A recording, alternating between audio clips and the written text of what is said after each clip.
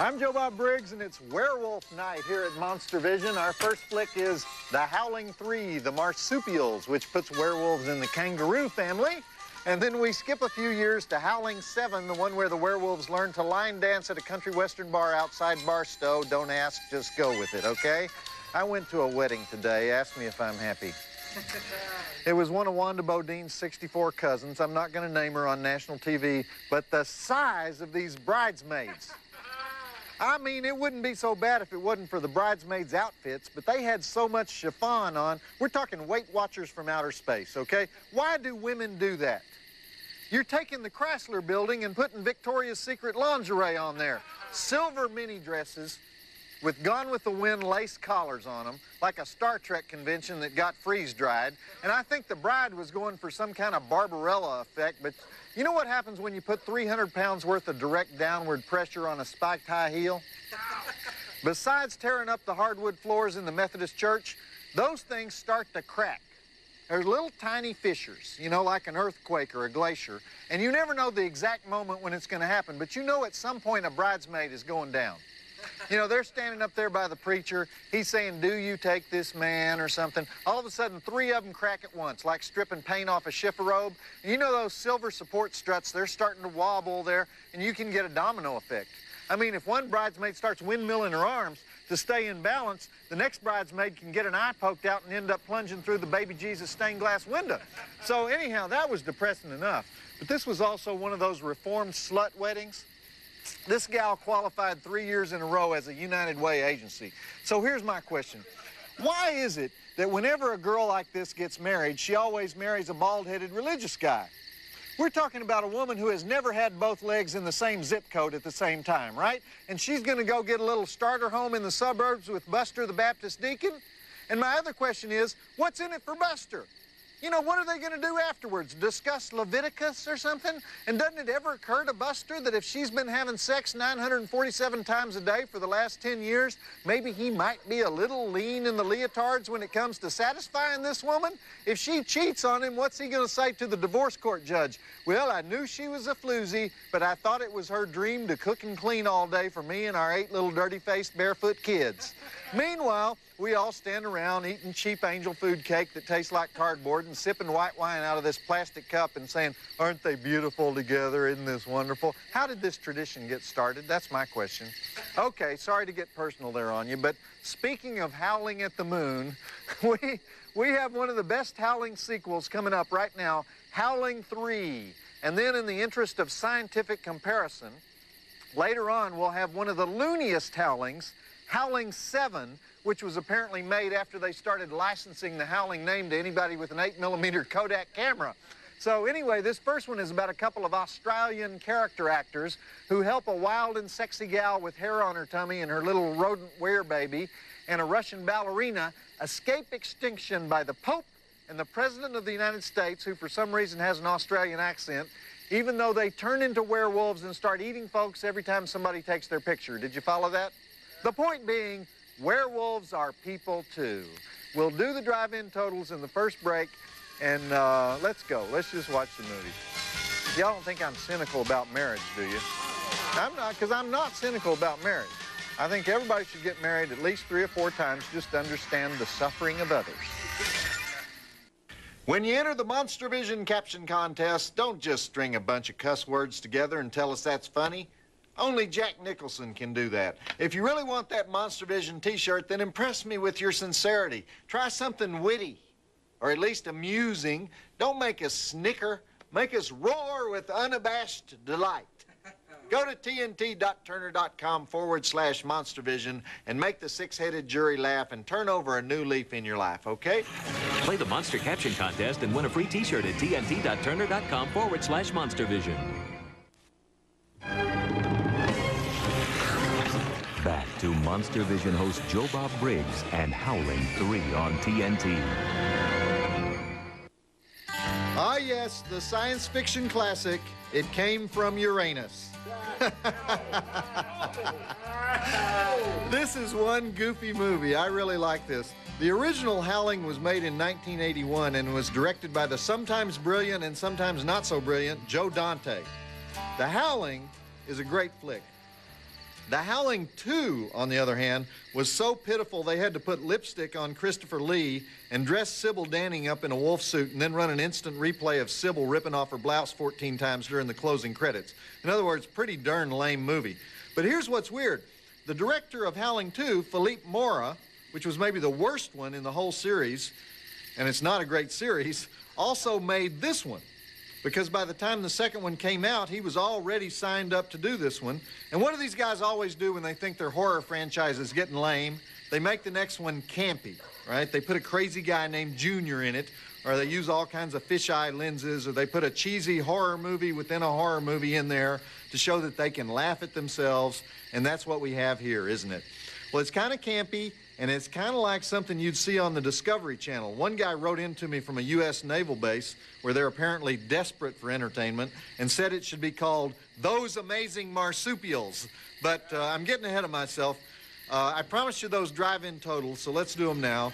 We have 29 dead bodies, 1 dead kangaroo, no breasts, throat ripping, exploding tent, killer nuns, marsupial childbirth, werewolf ballet, werewolf voodoo, cheesy movie within a movie, hypnosis foo, 4 stars. Check it out, and we'll be here for the full Howling experience.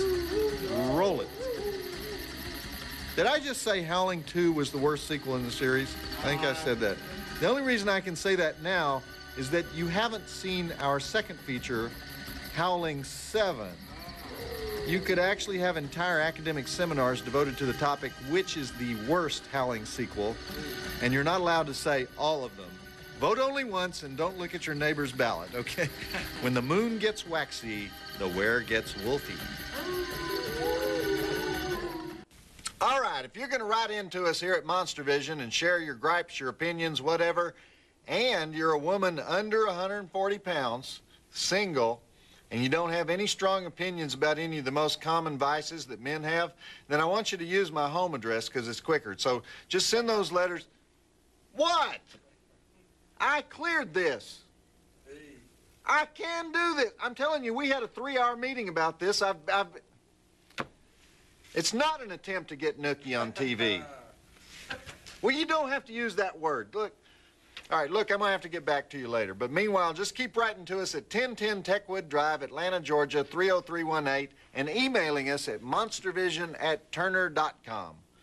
I like Superfly. What are you saying about Superfly? Why do you use that word? What's the implication there? Visit the Monstervision website at tnt.turner.com/Monstervision. Back to Monstervision host Joe Bob Briggs and Howling 3 on TNT. You gotta love a movie with werewolf nuns. But I feel like we're missing a few scenes here because I'm confused. Did she get hit by a car? Or did she just collapse in the street mid-transformation? Or what happened there? That's Imogen Ansley as Jerboa the Wolf Babe. And she is a fine-looking woman, isn't she? Even if she does have stomach hair. She looks a little bit like Linda Hamilton. Linda Hamilton mixed with Milla Jovovich. Remember her from the immortal Return to Blue Lagoon? Oh, yeah. Milla Jovovich. She's some kind of L'Oreal spokesmodel now. Actually, I don't think she spokes. She just models. Ever since Blue Lagoon, they don't let Milla talk very much. And that's Lee Biolos as Donnie. This was the first in a series of 1 movie for Lee. All righty, the werewolf nuns just killed 16 people in 1 fell swoop, so let's roll it. We got another good scene coming up here. It's a good movie. Milla Jovovich was in that Bruce Willis movie, The Fifth Element. Oh, yeah. I didn't see that. Did they give her any lines in that? A couple. She also put an album out a few years ago, probably funded by proceeds from her Banana Republic ads. I know more about Milla Jovovich than any man alive. Whenever they have that Milla Jovovich category on Jeopardy, I kill her. She shaves her armpits twice a week. I know everything. Joe Bob doesn't get nearly as much hate mail as people think he gets. I know because I'm Rusty, the Monstervision mail girl, and most of the letters I see are almost positive. I'm not counting the ones from TNT programming executives, because that's really not mail. Those are memos. Anyway, I do see your letters, and I do love every one of them.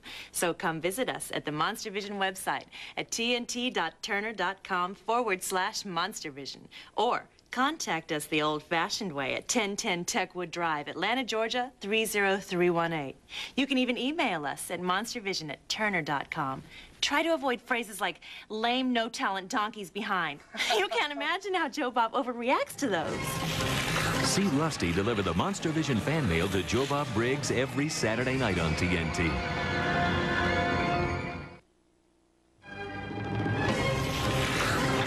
Back to Monstervision host Joe Bob Briggs and Howling 3 on TNT. All right, I ask you, is that one of the most original characters in horror film history? The aging Russian ballerina werewolfess who journeys to Australia to mate with her bald-headed stud wolf she feels a spiritual bond with. Is that a great character? And the wolf transformation, while on point? I think we may be in the hands of a genius here. Do you? Australian writer-director Philippe Mora, maker of the killer pig flick Razorback. But I have a question. Jerboa shows Donnie the little slime monster, right? And what does he say? It's beautiful. It's not beautiful. It looks like Yoda. It's like a shaved rat with KY jelly smeared all over it. I don't think he was looking at the little fetus. I think he was looking at her chest of drawers, if you know what I mean, and I think you do. Now that inspires an It's Beautiful.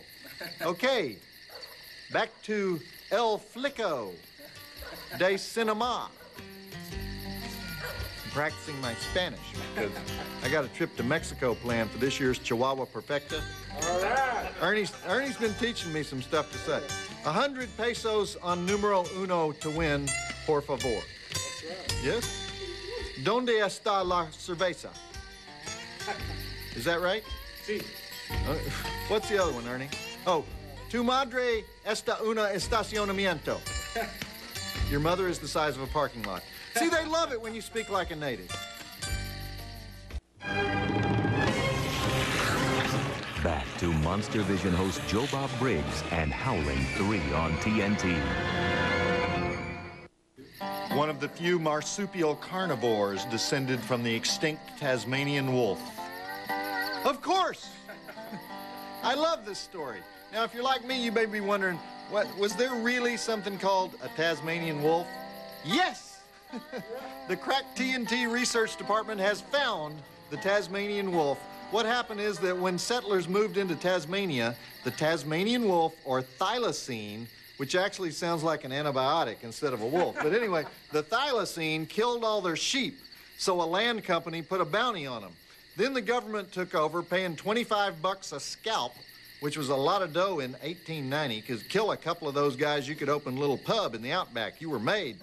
But in 1910, the Tasmanian government stopped paying for the skins, and after the last one died in a zoo in the 1930s, the government said anybody who killed a thylacine had to pay a $500 fine. Poor planning, considering there weren't any left. Should have charged people a fine when they were carting the carcasses into town by the truckload. This is why governments always have to raise the dang taxes. And speaking of poor planning, real smart giving half the exposition scenes to the Russian actress in this movie. We are liken from bot human, bot wolf. Ask me how many times I had to play that back to figure that out. She's actually Czech. She's not Russian. Dagmar Blahova is her name. Dagmar Blahova.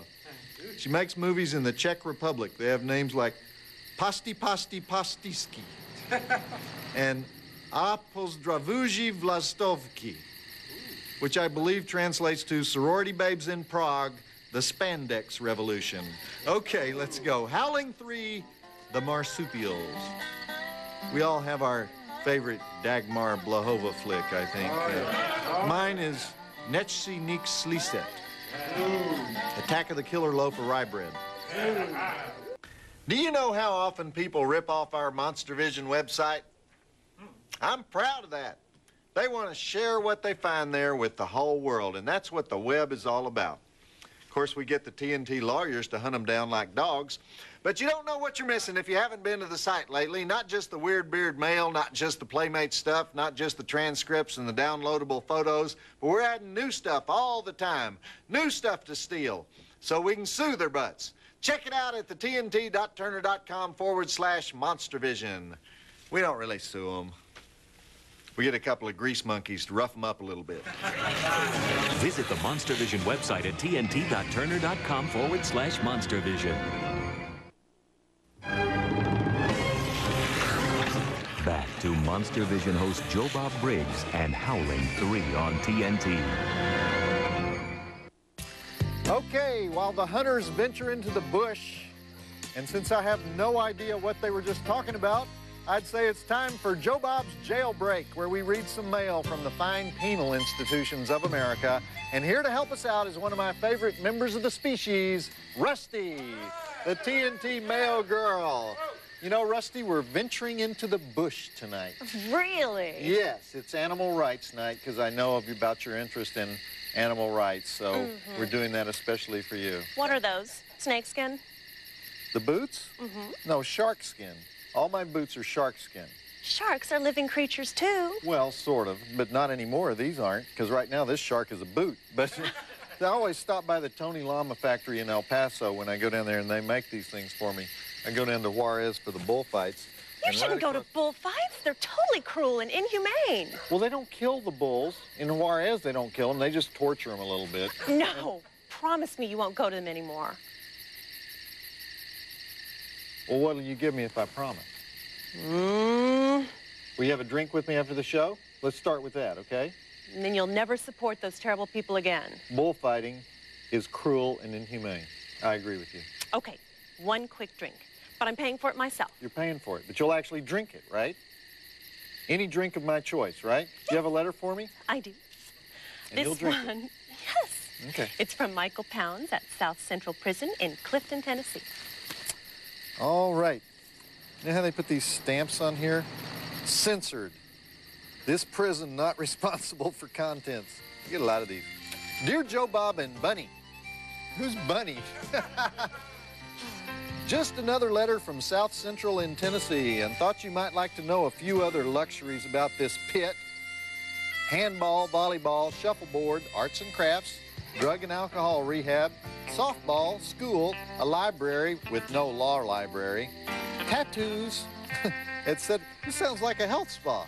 You know, we thought we were getting a good deal over a minimum wage job, except half of our money goes to living expenses. We're wards of the state. 25% goes to victims' compensation, and 5% goes toward the release upon parole, in which you can't touch, and the other 20% goes into an account in which these dolts collect interest. The clinic has found a miracle drug that heals arthritis, cancer, gout, and the common pain in the butt, Tylenol. But for them to tell you the secret, you have to pay $3 to see a nurse. My roommate would like to see Bunny nude, but I would love to have an autographed picture of her. Your friend, Michael Pounds, a.k.a. Kilo. Michael's nickname is Kilo in South Central Prison in Tennessee. Well, Michael, if you mean Rusty, I think you mean Rusty, not Bunny. Your roommate's not the only one who would like to see her nude, if you know what I mean. And I'm sure she'll be happy to know that they won't have to do any more animal testing for cancer since your prison has found the cure. Right, Rusty? So good going, South Central. South Central Prison is located in Clifton, Tennessee, population 700. They have 1,500 male inmates, so twice the population of the town. It's medium to minimum security. Most of them are in for pretty long terms. And Michael pretty much covered what they do for fun there. So thanks for writing in, Mike. We love a captive audience. Free your mind, and your butt will follow. So I'll swing by your dressing room after the show? No, you promise no more bullfights? Absolutely. And wait till the guys down at the dog track hear I'm going out with you, because... Joe Bob, you don't patronize dog tracks. Let me ask you something. You have a dog? Yes. What do you feed your dog? Dog food. You know what's in dog food? Animals. Animals are in dog food. You are such a hypocrite. No. So I'll see you a little later, huh? Rusty? Bunny? Rusty? We'll go to Blockbuster and watch Bambi. I love the scene where Bambi's mother is killed in cold blood. Only kidding. Little animal rights humor, okay? You know, my philosophy of viewer mail, who needs the heartache? Get rid of it. Unfortunately, TNT insists that you continue to pummel me with your incredibly diverse and somewhat frightening opinions. There are two ways to do this. You can write to us at Monstervision, care of TNT Programming, 1010 Techwood Drive, Atlanta, Georgia, 30318. Or you can use the ways of the truly disturbed. You can email us at monstervision@turner.com. I thank you, Ted Turner thanks you, and Bill Gates thanks you. Visit the Monstervision website at tnt.turner.com/Monstervision.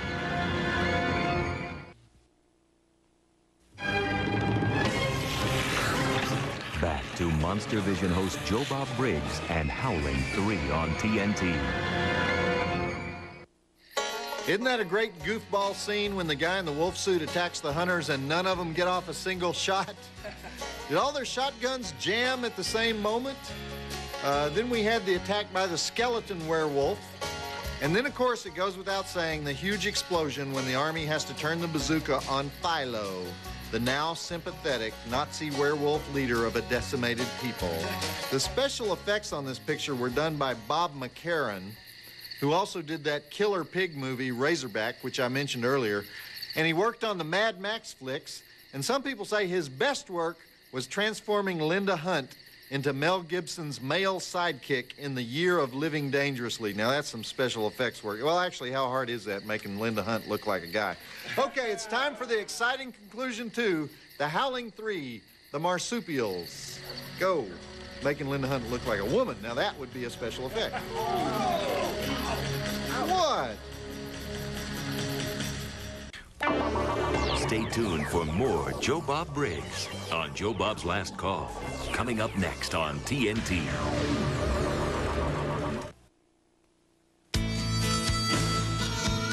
And now, Joe Bob's Last Call and Howling 7, New Moon Rising on TNT. The plot of that movie just continually spins in new and unexpected directions. And the woman presenting the Oscar at the end, that's Barry Humphries in drag, the guy who does Dame Edna Everage. Great movie. Unfortunately, our next movie is The Howling 7, which was apparently made by 3 drunk rednecks with a camcorder. Anyhow, I'm Joe Bob Briggs, and next week we have another franchise-type double feature, only this time they're actually showing them in the right order. It's the best Gremlins ripoff of 1984, Ghoulies, which will follow up with Ghoulies 2, and of course, both flicks feature midgets in serious dramatic roles. Now, there's a lot of resemblance between the various Howling movies. For example, they all have the word howling in their title. In fact, that's the main thing that they have in common. So I'll still synopsize the missing Howlings for you, though, to put your mind at ease as we skip to part 7. Now, we just watched The Howling 3. The Howling 4 takes place in a town called Drago, and the werewolves look like German shepherds with a shag rug strapped to their back. And that's about all you need to know about that one. Howling 5 is basically Gilligan's Island in a Hungarian castle with a body count. Howling 6 is pretty decent. It's sort of the feminist Howling. And that brings us to the Howling 7. Now, remember when I said that a bunch of people wrote in to warn me of the awfulness of the Howling 3? Where were you guys on this one?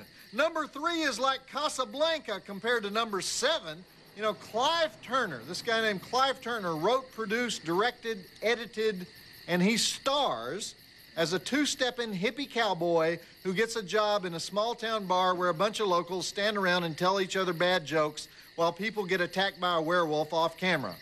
And the locals of the town are played by the actual locals of this town where it was filmed, for better or worse. So I'll let you decide, but let's do to the drive-in totals and then we'll get started. We have 23 dead bodies, 4 dead werewolves, throat ripping, tourist hacking, head rolls, melting husband, lethal chili con carne, gratuitous line dancing, gratuitous sing-along, billy club foo, more gratuitous line dancing. I give it about 1/2 star. So check it out, and please do not leave me alone with this movie, okay? See, I'm no longer allowed to advise the use of a cold foamer to get through a movie. That's not allowed anymore by TNT standards and practices. Those wonderful people there, I think they're related to the house managers. That's all I'm going to say, all right?